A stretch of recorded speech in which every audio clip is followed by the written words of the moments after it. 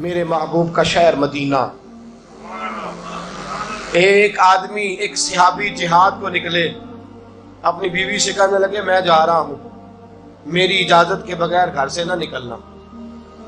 اور حدیث میں موجود ہے، امام ذہبی حدیث لائے ہیں، فرمایا قیامت کے دن اس کے پیر گلے سے لپٹے ہوں گے، اس کے پیروں کو گلے سے باندھ دیا جائے گا.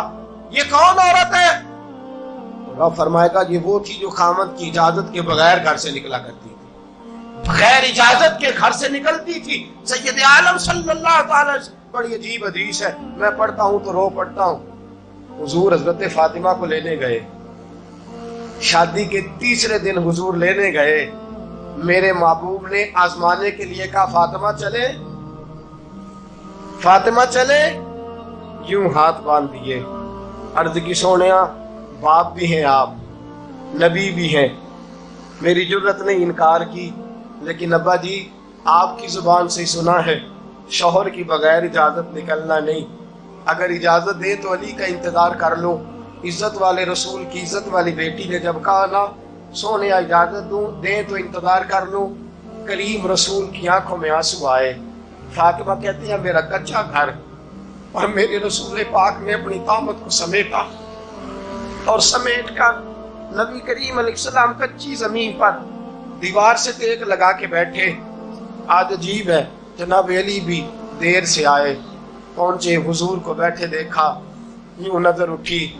حضرت علی سے میرے مصطفیٰ نے پوچھا، حضرت علی سے مدینے کے محبوب نے پوچھا کہ علی کر تو اجازت دے تو بیٹی کو لے جاؤں. حضرت علی پھوٹ پھوٹ کے روئے، میرا روپ بھی نہیں تے میرا رنگ بھی نہیں تے مینوں یار منان دا ٹنگ بھی نہیں. تو امیر حرم، میں غریب بے نوا، تو کجا من کجا.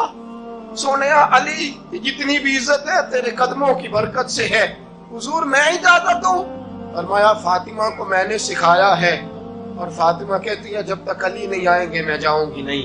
حضرت علی رضی اللہ تعالیٰ عنہ بولے، کہنے لگے یا رسول اللہ دعا کیجئے گا اللہ فاطمہ کے ان اعمال کی برکت سے مجھے قیامت میں بھی بہتر صلہ عطا فرمائے. دوستو، رسول کریم صلی اللہ تعالی علیہ وسلم کا شہر مدینہ، ایک عورت خامد پابند کر گیا کہ میں جہاد کو جا رہا ہوں، میرے پیچھے سے گھر سے نہ نکلنا، گھر سے نہ نکلنا. امام غزالی نے مکاشفۃ القلوب میں لکھا گھر سے نہ نکلنا. بیوی کو پابند کر گیا، 4 گلیاں چھوڑ کے اس کا باپ رہتا ہے عورت کا. پیغام آیا تیرا باپ بیمار ہے. جو بیٹی کو باپ سے محبت ہوتی ہے کوئی پیمانہ ہی نہیں کہ کوئی ناپ سکے، کوئی ترازو نہیں کہ کوئی تول سکے. بیٹی باپ کے سینے پہ چڑھتی ہے تو لگتا ہے اللہ نے ساری رحمتیں اڈیل دی ہیں، سارا کرم آ گیا ہے. بیٹی کو دیکھ کے تھکاوٹیں اترتی ہیں. بیٹی ایک ایسا رشتہ ہے کہ باپ جڑا رہتا ہے بیٹی سے. بیٹی کو پیغام آیا کہ تیرا باپ بیمار ہے. بیٹی کہنے لگی میں نہیں جاؤں گی، میرا خامد پابند کر گیا ہے. خامد نے اس لیے پابند کیا ہے کہ مصطفیٰ نے مجھے پابند کیا تھا بغیر اجازت نہ جانا. ٹیلی فون ہے کوئی نہیں خامد کو کر لوں، خبر مجھے کوئی نہیں وہ کس میدان میں جہاد کر. جاؤ میرے مصطفیٰ سے پوچھوں جاؤں کہ نہ جاؤں. توجہ ہے، باپ بیمار ہے، باپ پوچھو جاؤں کہ نہ جاؤں. رسول پاک نے فرمایا اس سے کہو خامد کی اطاعت کرے گی تو اللہ بہتری جزا عطا فرمائے گا. باپ بیمار ہے، خامد کی اطاعت کرے گی تو جزا بہتر ملے گی. 2 دن کے بعد پھر پتا چلا باپ زیادہ بیمار ہو گیا. دوستو کڑی بات، حضور جاؤں کہ نہ؟ فرمایا خامد کی اطاعت کرے گی تو بہتر جزا ملے گی. 4 دن گزرے، بیٹی کو پیغام آیا کہ تیرا باپ انتقال کر گیا. بیٹی پردیس میں ہو تو کہتی ہے میرے زیور بیچ دو، مجھے لے جاؤ پاکستان میں. جاتی دفعہ اپنے باپ کا مکھڑا دیکھنا چاہتی ہوں، لیکن باپ انتقال کر گیا. رسول کریم کی بارگاہ میں بیٹی نے پیغام بھیجا کہ سونیا کیا کروں، انتقال کر گیا میرا باپ، سایہ اٹھ گیا، حکم کیا ہے؟ مدینے کے چاند کے وہی جملے خامن کی اطاعت کرے گی تو اللہ بہتر جزا دے گا۔ دوستو، یہ ہیں میرے رسول کے ماننے والی عورتیں۔ بیٹیوں دیکھو شوہر کی اطاعت کسے کہتے ہیں۔ یا رسول اللہ، باپ انتقال کر گیا، دفن ہو گیا، حضور نے فرمایا پتہ کرو گئی کہ نہیں گئی۔ صحابہ لوٹے، سونیا قربان جائیں تیرے نظام پر، آقا قربان جائیں تیرے فرمان پر۔ تیرے جملوں کی تاثیر ایسی ہے کہ عورتیں اگرچہ کمزور ہوتی ہیں پر تیرے دین کی پہرے دار بن گئی ہیں۔ حضور آپ کی سنت کے لیے استقامت کا پہاڑ بن گئی ہے۔ حضور وہ گئی نہیں، کائنات کے امام نے ہاتھ اٹھائے، رسول پاک نے ہاتھ اٹھائے، اور صحابہ فرماتے ہیں آج اس عورت کے مقدر جاگے، چند آنسو حضور کے گرے، اور پھر چہرے پہ ہاتھ پھیر کے فرمایا جاؤ اسے جا کے خوشخبری دے دو، تو نے اپنے خامد کی اطاعت کی ہے، تیری اس فرما برداری کی وجہ سے اللہ نے تجھے بھی بخش دیا ہے، تیرے باپ کی بھی بخشش فرما دی ہے۔ تو نے خامد کی اطاعت کی، تو بھی بخشی گئی۔ عورتیں، میں نے ایک حدیث پڑھی، خدا کی قسم اٹھا کے کہتا ہوں، حدیث پڑھی اور پھر میں نے کتاب بند کر دی۔